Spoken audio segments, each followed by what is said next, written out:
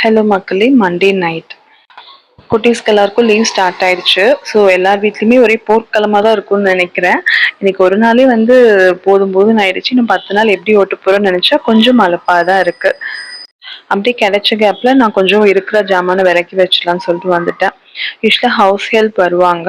அவங்க குட்டீஸ்க்கும் லீவுன்னு சொல்லிட்டு அவங்க ஊருக்கு போறதுனால 3 டேஸ் லீவு.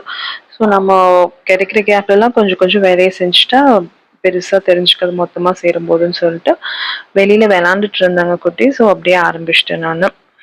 நைட்டுக்கு மாவு இருந்துச்சு. ஸோ என்ன டின்னர்னு யோசிக்கிற வேலை இல்ல. ஸோ தொட்டுக்கைக்கு குழம்பு கொஞ்சம் இருந்தது, புளிக்குழம்பு. ஸோ அத வச்சு ஓட்டிடலான்னு முடிவு பண்ணிட்டேன். எங்க வீட்ல பார்த்தீங்கன்னா, ஒரு மாவு திருடர் இருக்காங்க. அந்த மேடம் எப்ப மாவு நான் வெளிய எடுத்தாலும் வந்துருவாங்க.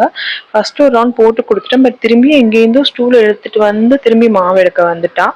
எப்படியோ புடிச்சு அவள அமுக்கி தோசைய சுட்டுட்டு நான் ஊட்ட ஆரம்பிச்சுட்டேன். Good night.